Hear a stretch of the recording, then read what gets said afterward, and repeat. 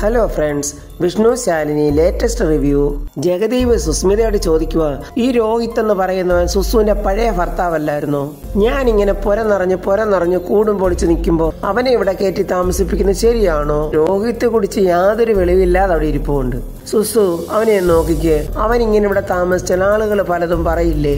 എന്റെ സുസുവിനാ അതിന്റെ നാണക്കേട്. എനിക്കിങ്ങനെ നാണം കെട്ട അവസ്ഥയിൽ കൂടെ നിൽക്കാൻ ബുദ്ധിമുട്ടുണ്ട് കേട്ടോ. സുസ്മിതയോടനെ പറയുക, ശരിയാ ജഗദീപേ, ഞാനത് ചിന്തിച്ചില്ല.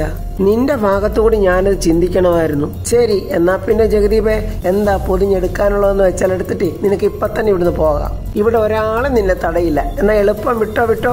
എന്റെ സുസു, എനിക്കൊരു ബുദ്ധിമുട്ടുമില്ല. ഇവനോടെ നിന്നോട്ടെ, എത്ര നാള് വേണമെങ്കിലും നിന്നോട്ടെ. നല്ല പയ്യനല്ലേ? ഞാനിവിടെ വെണ്ടയ്ക്കായും മുരിങ്ങയ്ക്കായും അരിഞ്ഞൊക്കെ ഇങ്ങനെ ഒരു സൈഡിൽ ഇങ്ങനെ കഴിഞ്ഞോളാം. എടാ, അങ്ങനെയാണെങ്കിൽ നിനക്ക് കൊള്ളാം. സുസ്മിത ഇങ്ങനെ ജഗദീപിനോട് സംസാരിച്ചോണ്ട് നിൽക്കുമ്പോ സുസ്മിതയ്ക്ക് ഒരു ഫോൺ വരുന്നുണ്ട്. സുസ്മിത ആ ഫോണും കൊണ്ട് പുറത്തോട്ട് പോവാണ്. രോഹിത് കുടിച്ച് നേരെ നിൽക്കാൻ വയ്യാതെ ആ സോഫയിലോട്ട് അങ്ങ് വീഴുവാണ്. ഇത് കണ്ടിട്ട് ജഗദീപ് പറയാ, നീ സുഖിക്കാൻ തന്നെ പറഞ്ഞവനാടാ. ഇവൻ ഒരു നടക്ക് പോകുന്ന ലക്ഷണവും ഇല്ല. എന്ത് ചെയ്യാനാ, നമുക്ക് ഈ പച്ചക്കറി അരിയാനാ വിധി എന്നും പറഞ്ഞ് ജഗദീപ് ഇരുന്ന് പച്ചക്കറി അരിയുവാണ്. സുസ്മിത ആരുമായിട്ടോ നിന്ന് വെളിയിൽ നിന്ന് ഫോൺ ചെയ്യുവാണ്. ആർക്കോ എന്തോ കെണി ഒരുക്കിയിട്ടുണ്ടെന്ന് തോന്നുന്നു.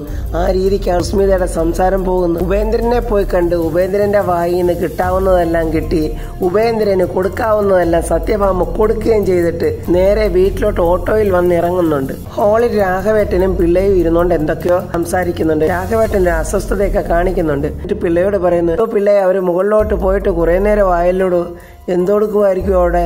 എനിക്ക് എങ്ങനെ അറിയാനാ സാറേ, ഞാൻ പോയി നോക്കണോ? വേണ്ടടോ, എന്താന്ന് വെച്ചാ ആയിക്കോട്ടെ. സത്യമ്മ ഹോളിലോട്ട് കയറി വരുവാണ്. സത്യാമ്മയ്ക്ക് രാഘവേട്ടനെ നോക്കാനുള്ള കഴിവില്ല. എങ്കിലും സത്യാമ്മ പിടിച്ചു നിൽക്കുവാണ്. എന്നിട്ട് പൊന്നിയെ വിളിച്ചിട്ട്, പൊന്നി എനിക്ക് കുറച്ച് തണുത്ത വെള്ളം കൊണ്ടുപോവാ എന്ന് പറയുന്നുണ്ട്. രാഘവേട്ടൻ ഭാമയോട് ചോദിക്കുന്നു, എന്തായി ഭാമയെ പോയ കാര്യം? നടന്നില്ല രാഘവേട്ട, ഇനി അത് പ്രതീക്ഷിക്കണ്ട. എന്നിട്ട് സത്യഭാമ പറയാ, അയ്യോ എന്തൊരു വെയിലാ, എന്തൊരു ചൂടാ, വെറുതെ പോയി തളർന്നൊടിഞ്ഞെന്നേ ഉള്ളു. സത്യഭാമ ഇങ്ങനെ പറയുമ്പോ മുകളിൽ നിന്ന് ഒരാൾ പറഞ്ഞുകൊണ്ട് വരുന്നുണ്ട്, വെയിലിനൊക്കെ പണ്ടും ചൂടുണ്ടായിരുന്നു സത്യഭാമേ. സത്യഭാമ മുകളിലോട്ട് നോക്കുമ്പോ സത്യഭാമയുടെ മകളുടെ അമ്മായിയമ്മയാണ് അവിടെ നിൽക്കുന്നത്. വസുമതിയാണല്ലോ വന്നിരിക്കുന്നത്, ഇവിടുത്തെ ഇവിടെ വന്നത് എന്നിങ്ങനെ സത്യഭാമ ചിന്തിക്കുമ്പോ വസുമതി താഴോട്ട് ഇറങ്ങി വന്നിട്ട് സത്യഭാമയോട് ചോദിക്കുന്നു, അന്നൊന്നും അകത്തമ്മ പുറത്തേക്ക് ഇറങ്ങാറില്ലായിരുന്നല്ലോ, എത്രത്തോളം സത്യഭാമയെ ദ്രോഹിക്കാവോ എന്നുള്ള കണക്കുകൂട്ടലോട് തന്നെയാണ് വസുമതി വന്നിരിക്കുന്നത്. വസുമതി ആ സോഫയിലോട്ട് അങ്ങോട്ട് ഇരുന്നിട്ട് പറയുവാണ്, ഇന്ന് ദൈവം അതൊക്കെ ആസ്വദിക്കാനായി ഒരു വഴി ദൈവം കണ്ടെത്തി തന്നു എന്ന് മനസ്സിൽ വിചാരിച്ചങ്ങ് ആസ്വദിച്ചാൽ മതി. ചൂടൊക്കെ താനേ പൊയ്ക്കോളും. ചത്ത ശവത്തിലോട്ട് മുള്ളാണി അടിച്ച് തറയ്ക്കുന്ന പോലുണ്ട് അവരുടെ വർത്തമാനം സത്യഭാമയോട്. സത്യഭാമ ചോദിക്കുന്നു, വസുമതിക്ക് ഇവിടെ എന്താ കാര്യം? ഞാൻ ഇങ്ങോട്ടൊന്ന് വന്നു. ഞാൻ ഈ വീടൊക്കെ ഒന്ന് നോക്കി നടന്ന് കാണാമെന്ന് വിചാരിച്ചു. ഇനി ഇതുപോലൊന്ന് വന്ന് കാണാൻ പറ്റിയില്ലെങ്കിലോ? നഷ്ടപ്പെട്ട് കഴിയുമ്പോഴല്ലേ ഓരോന്നിന്റെ വില അറിയൂ. സത്യഭാമ ഇങ്ങനെ വസുമതിയെ ദേഷിച്ചു നോക്കുവാണ്. അപ്പോൾ ഇവളെല്ലാം അറിഞ്ഞോണ്ടുള്ള വരവാണല്ലോ. കുറെ നാളൊക്കെ ഞാനും എന്റെ മോനും ഇവിടൊക്കെ ചവിട്ടി നടന്ന മണ്ണല്ലേ. കേട്ടപ്പോ ഒരു വല്ലാത്ത സങ്കടം തന്നെ തോന്നി. രാഘവേട്ടന് സങ്കടത്തോടെ പറയുക, എന്ത് ചെയ്യാനാ വസുമതി, എല്ലാം വിധിയെന്ന് പറഞ്ഞാൽ മതിയല്ലോ. വരാനുള്ളതൊക്കെ വരുത്തി വെച്ചിട്ട് വിധിയെ പഴിക്കുന്നത് എന്ത് കാര്യം? എനിക്കറിയാം, ഇതെല്ലാം വരുത്തി വെച്ചത് ഈ സത്യഭാമയുടെ ഒറ്റ പിടിപ്പുകേടാ. അതിന് ഞാൻ രാഘവൻ നായരെ കുറ്റപ്പെടുത്തത്തില്ല. എല്ലാം സത്യഭാമയുടെ അഹങ്കാരം കൊണ്ടുണ്ടാക്കി വെച്ചതാ. സത്യഭാമയ്ക്കാണെ കൈധരിക്കുക വസുമതിയുടെ കർണത്തുനിന്ന് കൊടുക്കാൻ. വസുമതി വിടുന്ന ലക്ഷണമില്ല. എത്രത്തോളം സത്യഭാമയെ കുത്തിനോവിക്കാവോ അത്രത്തോളം തന്നെ കുത്തിനോവിക്കുവാണ്. അല്ല, ഇനിയിപ്പോ നിങ്ങൾ എന്താ ചെയ്യാൻ പോകുന്നത്? കൊട്ടയും വട്ടിയും മാറാപ്പും എടുത്ത് തെരുവിലോട്ട് ഇറങ്ങാൻ പോവല്ലേ? ഈശ്വരൻ എന്നൊരാളുണ്ട് ഭാമേ, അദ്ദേഹം ചിലതെല്ലാം കണക്ക് കൂട്ടിയിട്ടുമുണ്ട്.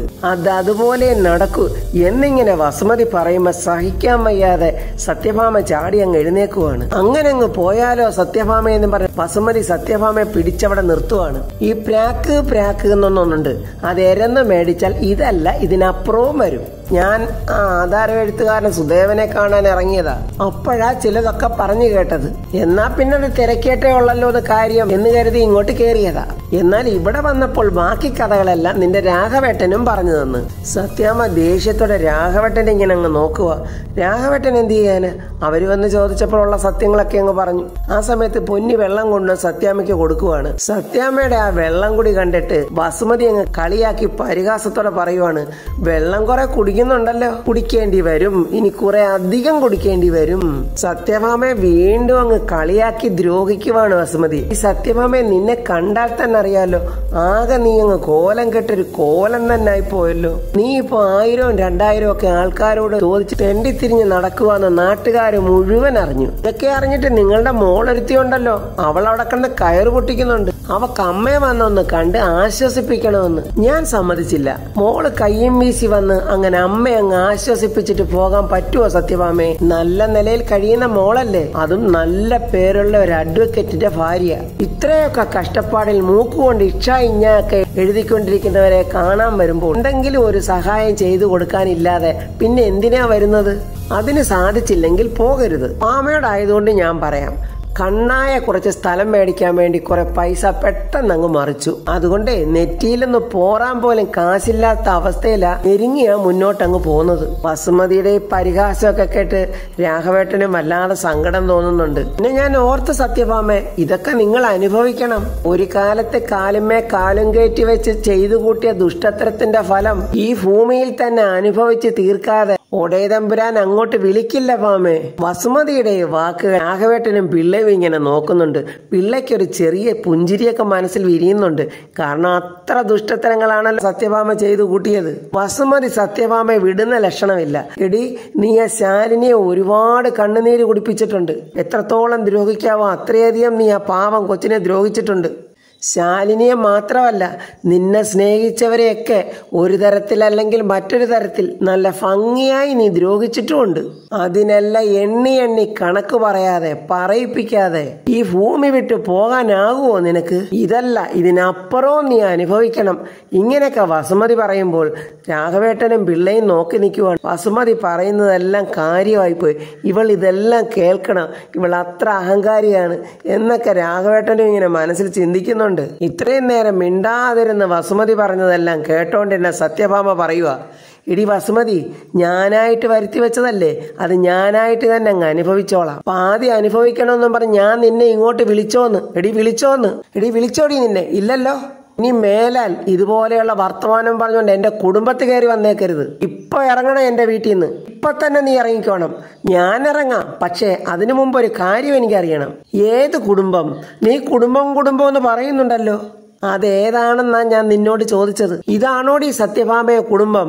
ഇത് ഇന്നോ നാളെയോ മുങ്ങാനിരിക്കുന്ന ഒരു കപ്പലല്ലേ? കുടുംബക്കാരെ മൊത്തം കൂട്ടത്തോടെ മുക്കുന്ന കപ്പൽ. ഇതിലേക്ക് ആരോടി കയറി വരാനാടി സത്യഭാമേ? പിന്നെ എന്നോട് നീ ഇവിടുന്ന് ഇറങ്ങിപ്പോകാൻ പറയുന്നുണ്ടല്ലോ. കൂടി വന്നാൽ ഒരു 2 ദിവസമേ ഇത് നിനക്ക് നിന്റെ കുടുംബം എന്ന് പറയാൻ പറ്റത്തുള്ളൂ. പിന്നെ ഇതേ സർക്കാരിന്റെ മുതലാ. അത് കേട്ട് രാഘവേട്ടൻ ഇങ്ങനെ സങ്കടത്തോടെ ആ റൂമിനകം എല്ലാം കണ്ണോടിച്ചു നോക്കുവാണ്. എടി സത്യഭാമേ, നാട്ടുകാർക്ക് ആർക്ക് വേണമെങ്കിലും കേറി ഇറങ്ങി ഞെരങ്ങാവുന്ന സ്ഥലം. ചിലപ്പോഴേ ഞാനിതങ്ങ് വാങ്ങിച്ചെന്നിരിക്കും. ജപ്തി ചെയ്ത് ലേലത്തിൽ വെക്കുമ്പോഴേ കാശുള്ളവർക്ക് വന്ന് വില പറയാമല്ലോ. പിന്നെ അതേ ഒറ്റ കാര്യമേ എനിക്ക് പറയാനുള്ളൂ, അതും സ്നേഹം കൊണ്ട് പറയുന്നതാ. ഇവിടുന്ന് നിങ്ങളെ അടിച്ചിറക്കുമ്പോഴേ പ്രീതി അവിടെ ഉണ്ടല്ലോ, 2 ദിവസം അവിടെ നിൽക്കാവെന്ന് കരുതി അങ്ങോട്ടേക്കൊന്ന് ഓടിക്കേറി വന്നേക്കല്ലേ. അങ്ങനെ വന്നാലേ എനിക്ക് ബുദ്ധിമുട്ടാകും. അതൊന്ന് നേരിൽ കണ്ട് പറയാൻ കൂടിയാ ഞാൻ ഇങ്ങോട്ട് വന്നത്. രാഘവൻ നായരെ, എന്നാ ഞാൻ പോകട്ടെ. ഇനി എവിടെങ്കിലും വെച്ച് നമുക്ക് കാണാം. കൃത്യമായിട്ട് പറയാൻ നിങ്ങൾക്കൊരു സ്ഥലമില്ലാത്തത് കൊണ്ടാ നമുക്ക് എവിടെങ്കിലുമൊക്കെ വെച്ച് കാണാമെന്ന് ഞാൻ ഇങ്ങനെ പറഞ്ഞത്. എന്നാ വരട്ടെടി സത്യഭാമേ എന്നും പറഞ്ഞ് വസുമതി വന്ന് എത്രത്തോളം കൊടുക്കാവോ അത്രത്തോളം കൊടുത്തിട്ട് വസുമതി അങ്ങ് പോയി. വസുമതിയുടെ ആ കുത്തുവാക്കുകളെല്ലാം കേട്ട് ഹൃദയം നുറുങ്ങിയ വേദനയോടെ സത്യഭാമ ഇങ്ങനെ ആരുടെയും മുഖത്ത് നോക്കാൻ വയ്യാതെ കുനിഞ്ഞവിടെ നിൽപ്പുണ്ട്. എത്രയൊക്കെ ആയാലും ഭാര്യയല്ലേ. രാഘവേട്ടൻ അത് സഹിക്കുന്നില്ല. രാഘവേട്ടൻ വിളിക്കുന്ന ഭാമേ, നിനക്കറിയാവല്ലോ അവളുടെ സ്വഭാവമൊക്കെ. അവൾ ഒരു വാപോയ കോടാലിയാ. ഒരാളുടെ പതനം കണ്ട് സന്തോഷിക്കാൻ അവളെ കഴിഞ്ഞേ വേറെ ആളുള്ളൂ. സത്യഭാമ ഇങ്ങനെ നാണം കെട്ട് സങ്കടത്തോടെ നിൽക്കുമ്പോ ശ്യാമ സത്യാമ്മേ എന്നും പറഞ്ഞ് മുകളിൽ നിന്ന് കരഞ്ഞുകൊണ്ട് ഓടി വരുന്നുണ്ട്. സത്യാമ്മേ, ഇതുവരെ രോഹിത് വന്നിട്ടില്ല, വിളിച്ചിട്ട് ഫോണും എടുക്കുന്നില്ല, എവിടെ പോയതാന്നൊട്ട് അറിയുന്നുമില്ല, നമുക്കൊന്ന് അന്വേഷിക്കണ്ടേ? സകല നിയന്ത്രണവും വിട്ട് നിൽക്കുന്ന സത്യഭാമ പറയാ, അവൻ എവിടെങ്കിലും പോയി ചത്ത് കാണുവടി. അയ്യോ സത്യാമ്മേ, അങ്ങനെ പറയല്ലേ. ഇത്രയും വലിയ ബാധ്യത അവനായിട്ടുണ്ടാക്കി വെച്ചതല്ലേ. അതൊക്കെ ഓർത്ത് വിഷം കഴിച്ച് അവൻ എവിടെങ്കിലും പോയി ഒടുങ്ങിയിട്ടുണ്ടാവും. അവനില്ലാത്ത ഈ വീട്ടിൽ നീ എന്തിനാ ഇങ്ങനെ കടിച്ചു തൂങ്ങി ഇവിടെ നിൽക്കുന്നത്? നീയും ഇവിടുന്ന് ഇറങ്ങണം. സത്യഭാമ ആകെ സമനില തെറ്റിയ രീതിയിലായി കഴിഞ്ഞ് നീ ഇപ്പൊ ഇവിടുന്ന് ഇറങ്ങണം. സത്യമേ, ഞാനതിനെന്ത് ചെയ്തു? മിണ്ടിപ്പോരുതടി. വേണ്ട, അവനും നീയും ഒന്നും ഇനി എന്റെ കൺമുന്നിൽ പോലും വന്നു പോയേക്കരുത്. സത്യഭാമ ആകെ നിയന്ത്രണം വിട്ട് ഭ്രാന്തായി കഴിഞ്ഞു. നീ ഇപ്പൊ ഇവിടെ നിറങ്ങ്. അവനില്ലാത്തടത്ത് നീ ഇവിടെ നിൽക്കേണ്ട ഒരു കാര്യവും ഇല്ല. ഇതൊക്കെ കേട്ട് രാഘവേട്ടൻ ചോദിക്കുന്നു, ഫാമേ നീ എന്തുവായി കാണിക്കുകയും പ്രവർത്തിക്കുകയൊക്കെ ചെയ്യുന്നത്? ഇവൾ എങ്ങോട്ട് പോകാന്? എവിടോട്ടെങ്കിലും പോട്ടെ. ഇവൾ എവിടെ പോയാലും എനിക്കൊന്നുമില്ല. ശ്യാമ പൊട്ടിക്കരഞ്ഞോണ്ട് പറയാ, സത്യമേ ഇനി ഇവൾ എവിടെ പോയി ചത്താലും അത് ഇവളുടെ വിധിയാണെന്നേ ഞാൻ പറയൂ. രാഘവേട്ടന് ദേഷ്യം വന്നിട്ട് പതുക്കെ ചാടിയങ്ങ് എഴുന്നേക്കുവാണ്. ഇത്രയൊക്കെ വന്നിട്ട് ഫാമേ നീ പഠിക്കുന്നില്ലല്ലോ. ഒരു തരിമ്പ് പോലും നിന്റെ അഹന്തയും അഹങ്കാരവും കുറയുന്നില്ലല്ലോ. എത്രയോ വട്ടം ഞാൻ നിന്നോട് പറഞ്ഞതാ ഈ ബിസിനസ് നമുക്ക് വേണ്ടാന്ന്. എന്നിട്ട് നീ സമ്മതിച്ചോ? നീ തന്നെയല്ല ഈ അവസ്ഥ ഈ കുടുംബത്തിനുണ്ടാക്കി വെച്ചത്. ഫാമേ, നിനക്കറിയാവോ, കൊടുത്താൽ കൊല്ലത്തും കിട്ടുമെന്നൊരു ചൊല്ലുണ്ട്. നീ അന്നു മുതൽ ജീവിതത്തിന്റെ തുടക്കം മുതൽ എന്തൊക്കെ കുഴപ്പങ്ങളാണോ ഉണ്ടാക്കി വെച്ചത് അതൊക്കെ എണ്ണം പറഞ്ഞ് തേടി വന്നോണ്ടിരിക്കുക. എത്ര പേരെ നീ ഇതിനോടകം വെറുപ്പിച്ചു, എത്ര പേരെ നീ അകറ്റി. ഇത് മുഴുവൻ നീ അനുഭവിക്കണം. കണ്ണുനീരിന് പകരം ചോര വന്നാലേ നീ പഠിക്കൂ. സത്യഭാമ കോപം കൊണ്ടുനിന്ന് വിറയ്ക്കുവാണ്. കാരണം സത്യഭാമയുടെ കൺട്രോൾ എല്ലാം പൊയ്ക്കഴിഞ്ഞ്. അതെ, ഞാൻ അനുഭവിച്ചോളാം. ഞാൻ ഒറ്റയ്ക്കങ്ങ് അനുഭവിച്ചോളാം. ഞാൻ ഒറ്റയ്ക്കുണ്ടാക്കി വെച്ച കുഴപ്പങ്ങളൊക്കെ ഞാൻ ഒറ്റയ്ക്കങ്ങ് തീർക്കാനും എനിക്കറിയാം. ഈ സമയത്ത് പുറത്തുപോയ വിഷ്ണുവിന്റെ കാർ അങ്ങോട്ട് വരുന്നുണ്ട്. സത്യഭാമ പറയുക, എന്നാലും ഇവളെ ഇനി ഈ വീട്ടിൽ വേണ്ട. കടന്നു പോടി എന്റെ വീട്ടിൽ നിന്ന്. കടക്കടി. സത്യമേ, എന്തായി പറയുന്നത്? ഞാൻ എങ്ങോട്ട് പോകുമെന്നാ? എന്റെ വീട്ടിൽ നീ ഇനി വേണ്ട. എടി ഇറങ്ങിപ്പോടി. സത്യമേ, ഞാൻ ഒന്നും പറയട്ടെ. എടി നീ ഒന്നും പറയണ്ട, ഇറങ്ങടി ഇവിടുന്ന്. അച്ഛനെങ്കിലും ഒന്ന് പറയച്ച. എടി നിന്നോടല്ലടി ഇറങ്ങിപ്പോവാൻ പറഞ്ഞത്. ഇടി ഇറങ്ങടിയെന്നും പറഞ്ഞ് സത്യഭാമ ശ്യാമയെ പിടിച്ചൊരൊറ്റത്തള്ള്. ശ്യാമ പോയി അങ്ങ് വീഴുവാണ്. അയ്യോ മോളേന്ന് രാഘവേട്ടൻ ഇങ്ങനെ അലറുകയും വിഷ്ണു അങ്ങോട്ട് വരികയാണ് ചെയ്തത്. വിഷ്ണു നോക്കുമ്പോൾ ശ്യാമ വിഷ്ണുവിന്റെ കാലിന്റെ അടുത്തോട്ട് വന്ന് വീഴുവാണ്. പെട്ടെന്ന് വിഷ്ണു ശ്യാമയെ അങ്ങ് പൊക്കി എഴുന്നേൽപ്പിച്ചു. വിഷ്ണു സത്യഭാമയോട് ചോദിക്കുന്നു, അമ്മേ എന്തുവാ ഇത്? അമ്മ എന്ത് ഭ്രാന്തായി കാണിക്കുന്നത്? എടാ, ഇവളുടെ ഭർത്താവിനെ ഞാൻ ഉണ്ടാക്കി കൊടുക്കണമെന്ന്, അത് എന്റെ ബാധ്യതയാണെന്ന് കരഞ്ഞോണ്ട് നിൽക്കുന്ന ശ്യാമയെ നോക്കിക്കൊണ്ട് സത്യഭാമ പറയുക, ഇവളെന്നെ ഭീഷണിപ്പെടുത്തുവാടാ.